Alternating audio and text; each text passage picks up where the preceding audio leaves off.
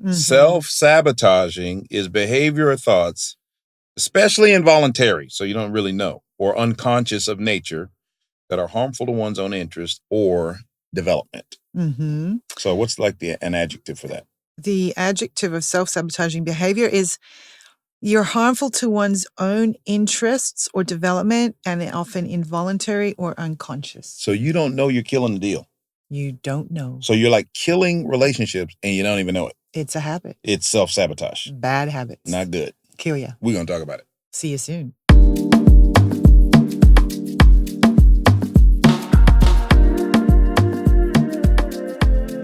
Hi, my name is Michael. And my name is Michele. And we want to welcome you to the M&M Show. And we are talking about self-sabotage. And we nearly had a sabotaging moment just then, didn't we? We almost messed it up. We weren't sure if I was starting or he was starting. Exactly.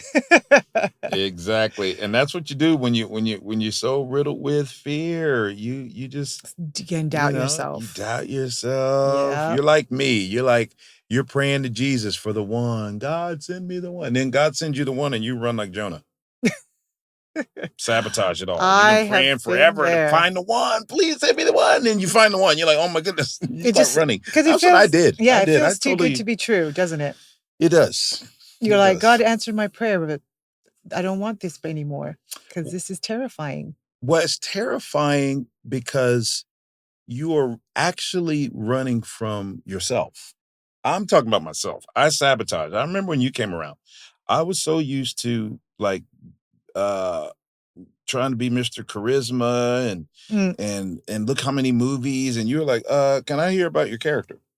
I was like, oh no, let me mess this up. I can't just dress to impress. No, I wanted to kind of the real deal. Yeah, because I was so used to people just telling me what I want to hear and all that stuff. And I prayed for a beautiful woman like you. When you came along, I was like, oh no, that is a woman. She is not going for a joke. She wants some character and some commitment. So I kind of like distanced myself when truly I liked you. How did you do that? I just would try to I don't think I noticed. I did. I knew I did. I was like, okay, we are friends. We are friends. I got all serious and professional and right. And actually, I do remember that bit. Yeah, it was good, but in some ways I was kind of maybe I was even testing. Is she gonna kind of push her away a little bit? But looking back on it, it definitely could have sabotaged a relationship. Just because I had insecurities, I wasn't wanting to do. And your character exposed my insecurities. So right. I recently talked about self-sabotage. Yeah, you had a deal with it. How was it for you? Yeah. And it was my go-to defense mechanism in the world. Drug of choice, if you will. Yeah. I think because of my issues with my dad, I think the idea of emotionally bonding with another man was so terrifying. And I would do things that I didn't consciously think. I didn't consciously do them. Right. Like I wasn't consciously pulling away, but I would start to, if I felt if I felt my heart sort of drawing into that person, like caring, then I would start to, that would bring a lot of fear in my heart. And then so what I would do is I would actually start looking for another relationship. So I'd have backup. Now, this is really awful, but I would often have a couple of dating relationships going on at the same time, so I wouldn't feel close to anybody. So I used other men to distance myself from the guy that I really liked, or I would get highly critical of the person and try and look for flaws, right? Like this guy's like really nice. This guy's like really kind. This guy's like really handsome. Oh. Wait, there's got to be something terrible about him. So then I would just camp out on that. And then I would just, after a while, honestly, subconsciously, I would just disappear. I wouldn't even deal. I was so head and heart were so distant. They weren't friends. So 6 inches from radical. Yeah, but my head and heart were not connected. Like my heart wanted to do one thing and I'm like, nope, we're going the other way. Right. So yeah, and to my shame, I use drugs and alcohol as well. Right. So you could mask fear. So the terrifying sense of being with someone so vulnerably, I would just drink or smoke, and that would keep some kind of distance from that person. So I wouldn't necessarily be conscious, conscious of my fear. So would you say... So that's super deep, guys. I went there really fast. She did real fast. The M&M show, we are going in. I think, just even listening to you, I think people sabotage without knowing it. It's very unconscious. I think people are highly, like what you've just said. It's our survival. It's a primal survival mechanism that worked when we were kids. Right. Because in those, when a lot of us coming from toxic families. Sure. Like, you're like, okay, that person is toxic, so I'm going to do this to defend myself in the only way I know how. Right. Which is often to distance oneself. Yeah. But in the world, but when you're older, that doesn't work anymore. And that person's gone. Right. But you're projecting all of your fears onto another, either authority figure or male figure, or if you had issues with your mom, a female figure. Right. So I told the women, I said, listen, once you can deal with that sort of trauma and the healing of that, then and be conscious of what you're doing, you have much better chance of not going down a unconscious road. Yeah, but it's all about bringing everything into the conscious mind, right? I think that's why shows like this, because what you're saying is profound. I don't know if everyone is conscious. I don't think very rarely people are that in touch. Oh, exactly. So especially non-Christians, because you don't have to be. Right. You can, like you just said, kind of just you can drink, you can smoke. Buy, or some people eat, some people shop. Right. Work. Right. But I think I like what you said about, like, your father. You felt you had to sabotage because it reminded me of Peter. I mean, Peter, he's got Jesus saying, hey, let me wash your feet, which was a sign of intimacy. And Peter's like, I don't want you to wash my feet, Jesus. And Jesus like, okay, if I don't wash your feet, then I don't want no part of you. And Peter's like, okay, wash my feet, wash everything. Right. He was refusing intimacy. He was trying to sabotage his relationship with God because he didn't want to be close, because he didn't want to deal with those fears. I think I can kind of, I can relate to what you're saying, thinking about my feelings towards my mother. Obviously, I went through a real rough patch. She sadly divorced, turned to drugs and alcohol. And I was very hurt by her. So I made a decision not to have any deep emotional attachment to a woman. So, and not to really care. And like yourself, have a carousel of relationships. You always got some back doors. You got a couple of spiritual chargers. Okay, if I can't charge in this relationship, I'll charge into this one. And before you get too close, I'll break it off before you see my character, and then go to the next person. And then do well with a honeymoon with that one, and then break off before they know who I really am. And then go to another, and just repeat the cycle. You're on the roundabout of relationships. And like they have here. A roundabout of rejecting them before they can reject you. Oh yeah, you can't get rejected. Because the pain of being rejected is just, you can't handle it. See, this is the reason why insecurity is big. I think everyone has it on some level, but some people you just end up better at. Well, I think better at dealing with rejection. Like it doesn't completely destroy you. Okay, so now this is huge. There's always going to be insecurities. Absolutely. Even once but once you have an anchor to help you deal with them, that's God. That's your true north. That's where you can come back to. But when people don't have an anchor, when their securities are money, their control, and you're like, I got to control every relationship, or else if I start feeling like he's got more control because I care about him more than me, I'm gonna sabotage. When there's not a deep enough relationship with God, you will sabotage. There's no, because you don't have security. God is our security, our anchor, as you said. Right. The other thing is, we talk about safe place a lot now, the last few years, right? Right. You're not a safe person. God talked about being a refuge. Right. That is the safest place on earth. Right. And I think that when we can connect with that safe place, and we understand that that is in His presence, then that the fear and the insecurity, which will always be there, it's that safe place. He protects us within that safety of His presence, if that makes sense. So it's connecting back to that safe place. So I'm going to be insecure, but I'm secure in God. Right. So what you're saying is, I can be rejected, but God doesn't reject me. Exactly. There we go. Stuff like that. So now it's trying to get, for those of you that are listening, if you can resonate with anything, it's doing what I had to do in some sense, I guess you would agree too, is getting out of your own way. Getting out of your own way and not really allowing your own emotional hangups, your own emotional baggage, your own I call it frozen anger in my book, Tears.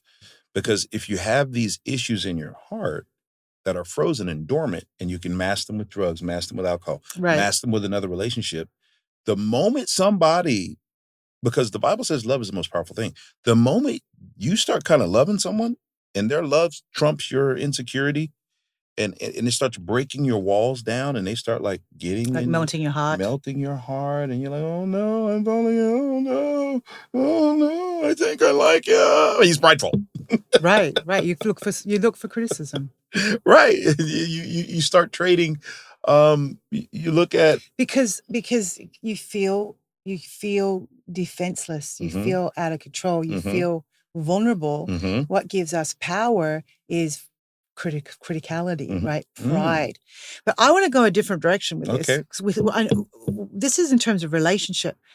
The big area of self-sabotage with me was going after greatness in myself.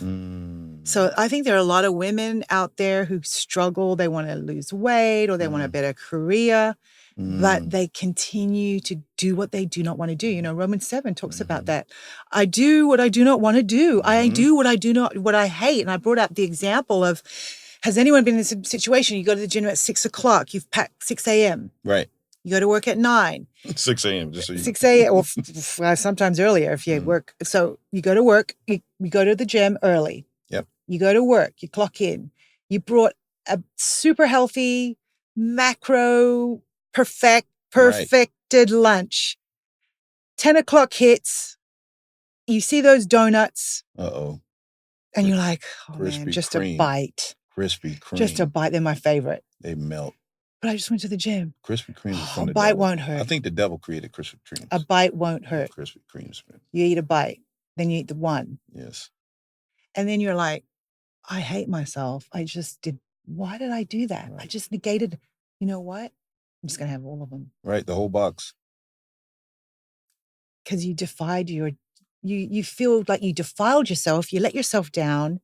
You feel like I'm a loser now. So I might as well act like a loser. And that's how I was in the world. I'd be like, I failed. But how about I'm just going to take it to the max. Oh, yeah. So yeah. I'm going to fail out completely. Right. So you just crash and destroy everything. You were the original crash out queen. Crash out, burn out. Right. Slide out, fall out. I would just go to the extreme because I think what that does is it just feeds the I'm a bad person anyway. Right. And every time you want to break free and you want to be someone better, I believe there's this concept of resistance. There's always going to be something to cause you to not break through. And that's yourself, but I think also society, people, friends. No one wants you to change. It's the status quo. Just stay mediocre. Don't be great.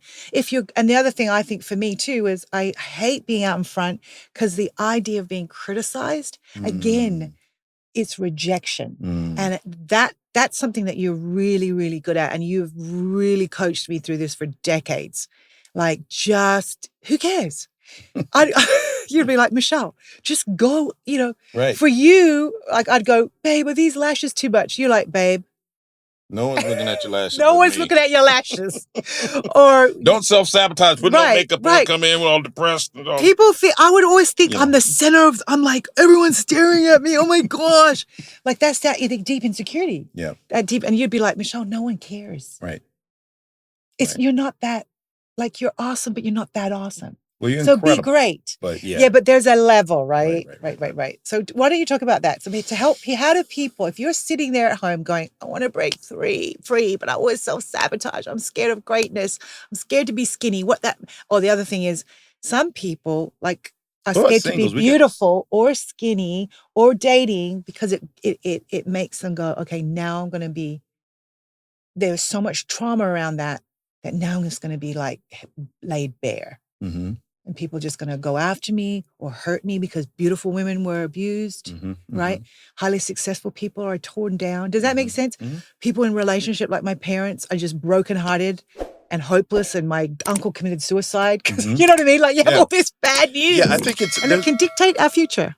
There's a principle called ambivalence where love hurts and pain feels good.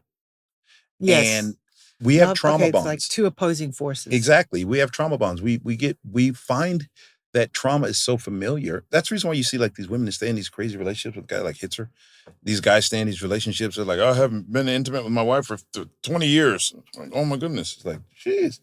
There's what is traumatic feels normal. So when you have that trauma and you've gotten used to your bitterness, it feels like home. It's home. You're home. You feel great when there's a possibility of this not working out because your parents didn't work out. So you need that possibility of it probably failing to feel like this is normal, because the feeling of it probably succeeding is so foreign, so emotional. So it's ambivalence. And it's, I think even here in the UK, I've seen it. Like you try to be nice to people and they're like, what do you want from me?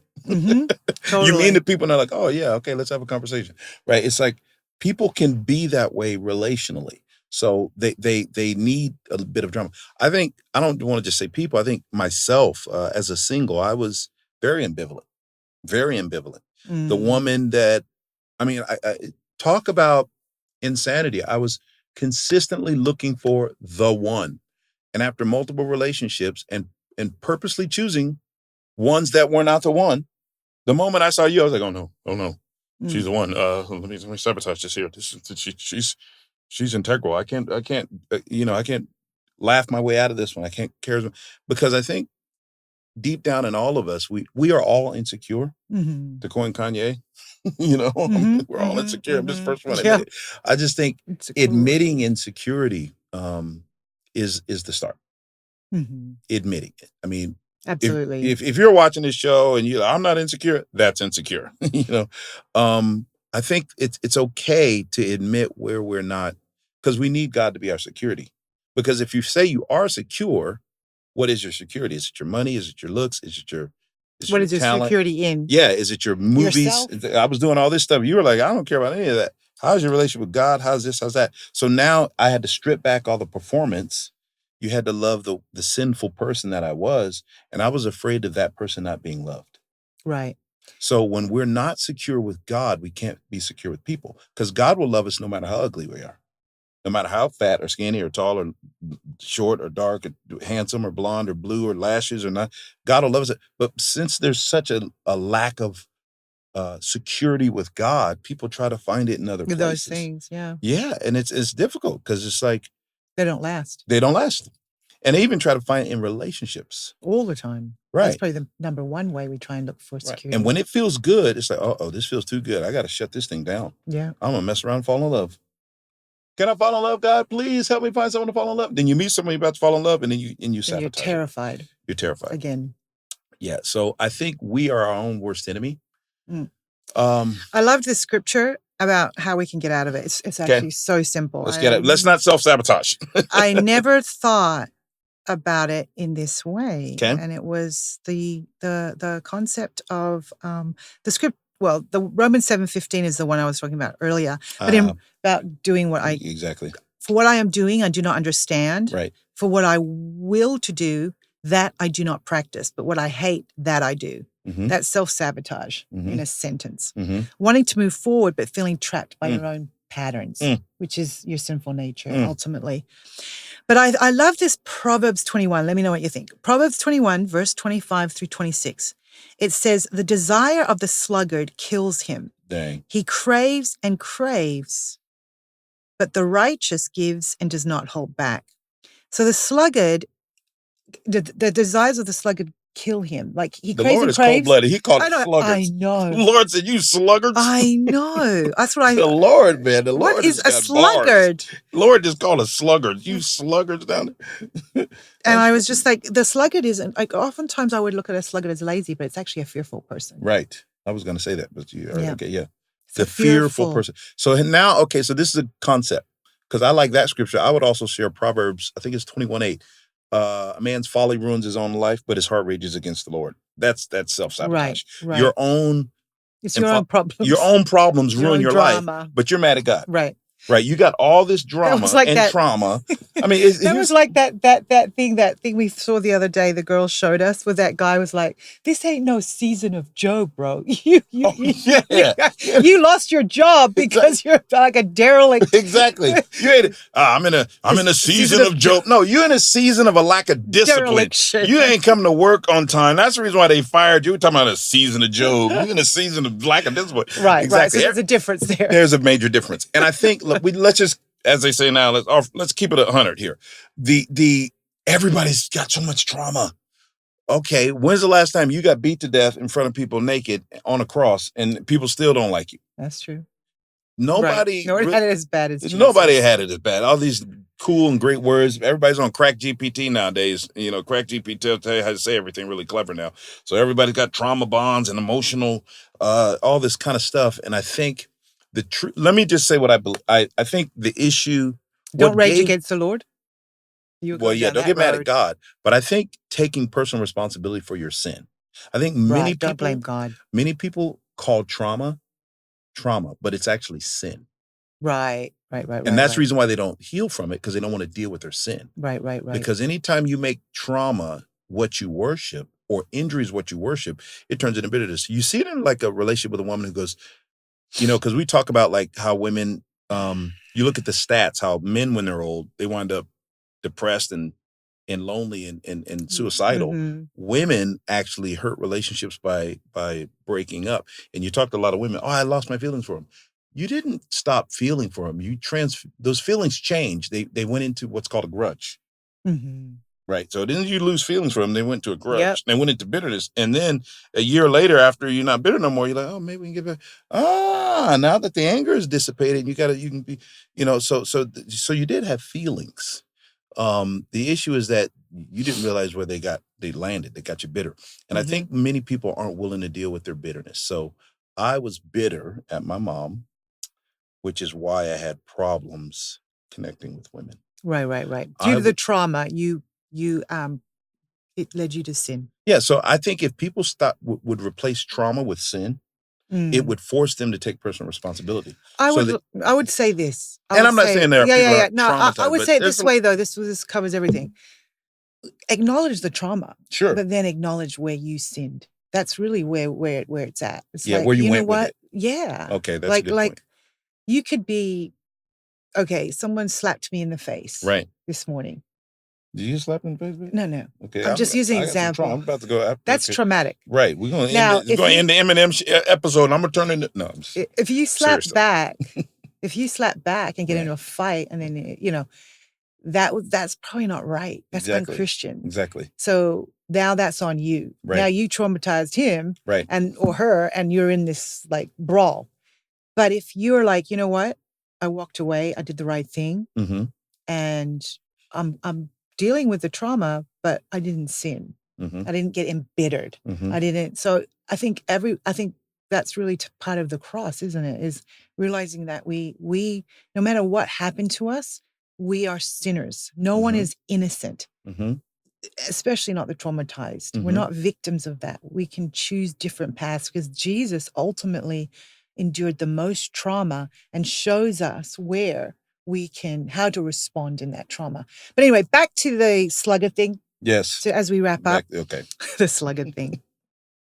So what I love about this is this guy craves and craves, but he gets nothing. Right. But here's the trick. The righteous gives and does not hold back. Mm. There it is. Mm. To give and not hold back. And because that is the answer to not self-sabotaging. So this is huge. It's super huge. To give and not answer. See, a lot of people give and not hold back. And people, if you're watching, a lot of people think love is conditional. But to give and not get back is true love. Because the love that Jesus gave was unconditional. Right. In other words, he doesn't love you because you're a Christian. He doesn't care if you're Christian or not. He still loves you. But people don't see love that way. They go, if you love me, I love you. That's love. That's not love, actually. What you just read is absolute love, to give and not get anything back. 100%. That's very powerful. So let me ask. Everything. Right. In relationships, in life. Am I going to get hurt? Yeah, but the righteous woman goes in mm-hmm. and does not hold back. Right. Don't hold back. Right. Just give your whole heart. Love. Give, strive, try. Okay. Put yourself out there. Let me go Krispy Kreme devil here. What about the woman that goes, I don't want to get my heart broken again? The righteous, though, give and do not hold back. So you would say it's unrighteous to expect an unbroken heart? I think a broken heart is part of life. Thank you. That's what I was saying about failure. Failure is rejection and failure are part of life. And most of the most successful people, I just read somebody recently, anyway, can't always forget his name. Anyway, he said if he had given up, he wouldn't be the most #1 podcaster in the whole of the UK. Sure. And he said there were many times. Manchester guy? Yeah. There were many times he compared himself. He just won an award, and he goes, "Man, there were so many times but I didn't compare myself to Rogan's podcast. If I did, I would have quit. Right. But I kept going. I kept going and going, and then 20 years later, look what I got. So it's not about being the best; it's about giving your best. Giving your best. So in relationships, it's not about being the best. Give your best. And that's where actually that's actually it. That's what it is. That's what it was for me. When you said that, that was an eye opener. Mm-hmm. I don't have to be the best. Nope. I thought I had to go into a room to be successful and be the best in that room. I thought I had to go into university and be the best at university. I thought I had to be the skinniest person or the most ripped person in the gym. Like I constantly thought, and when I wasn't, I'd be like, I'm out of here. It sucks. So you didn't like the gym. This. So self-sabotage is not just, it can be perfection. It's narcissism even. It's wanting to be the best. Yeah. But not in a good-hearted way. Yeah, It's wanting to be the best. Yeah, I've done that. Because of insecurity. Insecurity makes you do a lot of stupid stuff. Okay, so do women want strong leaders? Usually. What can they do to sabotage? They want this guy to lead. What are some things that women can do to push men away? Mm-hmm. Lead back. Try and lead. Don't let him lead. Don't let him lead. Don't let him lead. But isn't that interesting? I want a guy that leads me, but then when they lead, there's a pushback. Right, because you're scared of not being in control, right? So then guys are like, okay, I want a real woman. I want an awesome woman. But then they're going for some feels on the first night. And she's like, you're not going to get any feels. And he's like, okay, I'm out of here. Okay, I think that shows. How's that self-sabotage? Yeah, because if you want a family, most men want a family. You can't have it all. Can't have it all. You can't have your cake and eat it too. I mean, you don't hear it's very interesting, all the stereotypes that aren't necessarily scriptural, but there's some truth. Cake and eat it too. That's usually guys. Mm-hmm. Guys want cake and eat it too. Women want a leader that can lead. Right. A leader that they can lead. A leader that they can lead. I want a real strong man that I can lead. I mean, talk about an oxymoron. I think, so to close this thing on out, I think self-sabotage for singles that are out there. First of all, self-sabotage is real. My challenge would be understand that if you are in a carousel of relationships, if you are going from relationship to relationship to relationship, and you're wondering why they're not working, you've got what I call the Bob principle. Bob's got a problem with John, Jim, Bob's. You got the Bob. Bob's the problem. So you got to acknowledge that, number one. Number two, you've got to be very clear. You got to accept who you are and where you are. And if you're unhealed, that is okay. If you're not ready to bring another relationship into your life, that is perfectly okay. You got to heal before you deal. Mm-hmm. The problem is when we go into relationships wanting them to heal us or expecting them to heal us, or we don't want to go into relationships that is awesome because we have unhealed wounds that are deep down inside. Right. And that's why we sabotage it. And you don't, when I saw you, I was like, okay, that girl, she's the one. I'm not messing this one on up. I'm going to deal with my stuff. Right. I'm not going to mess this up. And here we are today. Mm-hmm. But that was because I wanted to do the internal work myself. Right. And there it is. I think it's just doing that internal work so that you can give and not hold back. Right. Yes. And give your heart. That's what God wants. That is what is best to God. Yes. Trying your best. Yes. Instead of being the best. Yes. Yeah. So when you find that companion, sisters, don't compete with him, right? Compliment him. And brothers, when you find that gal right there, don't want the feels. Be a man that's real. Right. Don't sabotage the relationship. We love you guys. See you next time. Send us your questions. Please like, follow, and share. Bye for now.